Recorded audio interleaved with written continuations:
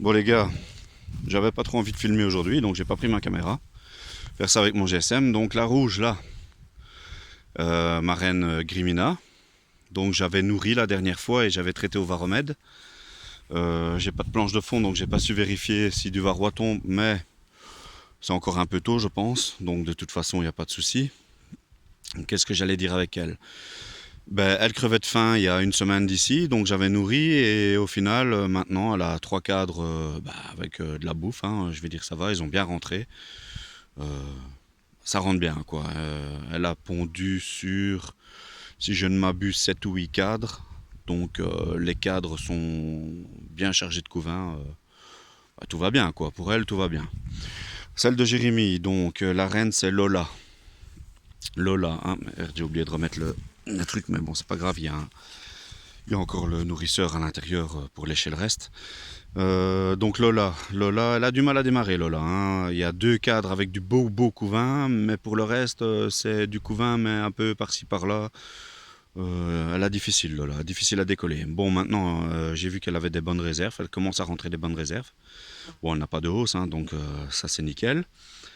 Donc Lola, bah, tout va bien. Tout va bien, je l'ai vu, j'ai vu Grimina aussi et j'ai vu Marjolaine d'ailleurs, j'ai vu les trois reines. Donc tout va bien pour elle. Elle pond bien, hein, c'est pas ça, mais bon, il y a des endroits où c'est un petit peu mosaïque. Mais bon, maintenant peut-être qu'il y a eu des naissances et qu'elle a repondu dedans, faut le temps que ça s'opercule, quoi. Donc, pour ce qui est de Grimina, non, Marjolaine.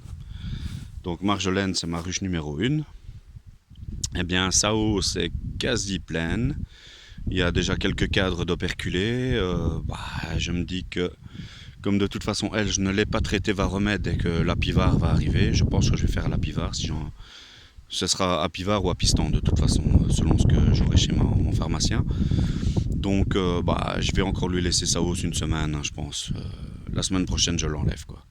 Le temps va changer. Ici, ils ont annoncé du mauvais temps jusque lundi, voire mardi peut-être. Et puis elle aura encore une semaine, je vais dire, pour engorger quasi, donc je vais la laisser encore un petit peu tranquille. Ses réserves sont moyennes, elle n'a pas trop de réserves, je crois qu'elle a beaucoup monté dans la hausse. Je me dis que de toute façon, elle a un couvain fantastique. Marjolaine, elle a toujours pondu comme une folle. Je l'ai vu aussi. Qu'est-ce que je peux dire d'autre? De toute façon, quand je vais retirer la hausse, je pense que je vais nourrir. Vous me direz, les gars, hein, mais je pense que je vais lui mettre du sirop. Et elle aura son traitement varroa directement. Donc, pour ce qui est des autres, elles ont eu le deuxième traitement varomède aujourd'hui. Techniquement, il y a 5 jours. 5 jours que je l'ai fait, mais bon, comme je ne saurais certainement pas le faire du week-end, il va faire mauvais. J'ai préféré mettre encore une dose de varomède aujourd'hui. Donc les deux, là, ont eu leur dose de varomède. Voilà, je vais passer au rucher fantôme, je vais reprendre ma voiture. Ici, je vais remettre de l'eau. Je vais remettre de l'eau aux abeilles parce que celle-là, bon, enfin, je vais compléter, je crois. Je sais même pas si c'est nécessaire, je repasserai dans la semaine. Moi, je me suis mis deux petites lavandes, hein, pour dire deux. Ouais, ça fait toujours joli. Je vais reprendre mes hausses parce que, quoique je ne sais pas si dans ma voiture j'ai la place pour les hausses aujourd'hui. Mais enfin bon, c'est pas grave. Il y a une grille à rennes dans le fond. De toute façon, je crois que je vais enlever les.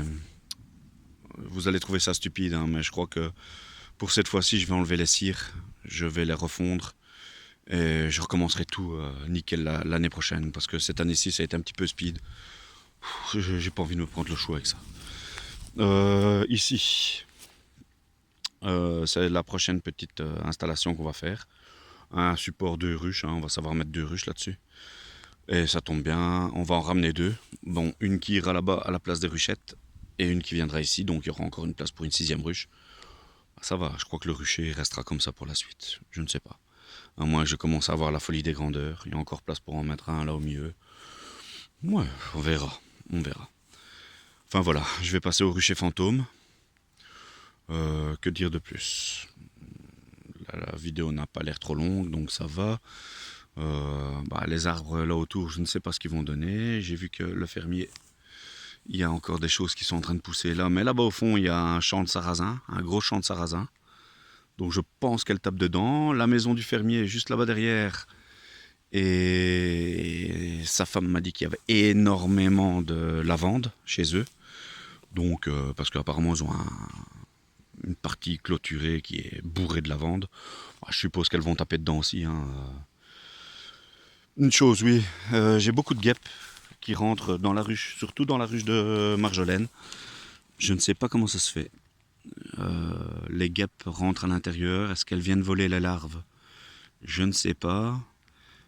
Mais mes abeilles chez Marjolaine sont tellement gentilles que je ne sais même pas si elles se défendent face aux guêpes. Donc je pense que les guêpes s'introduisent de temps en temps et viennent chercher une larve ou deux. Est-ce que c'est possible, les gars? Mais j'en ai surpris dans les alvéoles, hein. J'ai surpris des guêpes qui étaient en train de chipoter dans les alvéoles quand j'ai visité. Bon, chez Grimina, je crois qu'il y a des guêpes qui ont essayé. Attendez, il y a 2 cadavres de guêpes, un là et un là-bas. Donc à mon avis, les guêpes qui essayent de s'introduire chez Grimina, c'est une mauvaise idée pour elles. À mon avis, elles se font dézinguer, hein. Elles se font dézinguer. Ah oui, on s'est acheté un nouveau... on a pris un d'Adam pour changer, parce que les petits, ils sont bien, mais ils tombent vite à court, donc voilà. Maintenant, on a un bon enfumoir. Voilà, c'est tout ce que j'avais à dire sur ce rucher. J'espère que j'ai pas été trop chiant. Bon, ben pour les nouveaux qui me regardent, ben les gars, comme je disais, j'ai fait une vidéo d'intro. Enfin, peut-être que je la mettrai pas, j'en sais rien, on verra. Mais ben, moi, je suis un débutant à 300%. Hein. Il y a 3 mois que je fais ça, les gars. Et si vous voulez des conseils, il y a des mecs qui sont quand même beaucoup plus balèzes que moi. Hein. Moi, vous pouvez apprendre de mes erreurs, à la limite. Ici, c'est quoi ça? Je ne sais pas si c'est une espèce de chardon ou... Enfin voilà. Il y a du maïs là. Et je crois qu'il y a une culture associée parce qu'il y a des fleurs entre le maïs et... Bon, allez, je vais vous laisser. Je vais passer au rucher fantôme. Peut-être que je referai une petite vidéo si j'ai encore de la batterie. A plus les gars.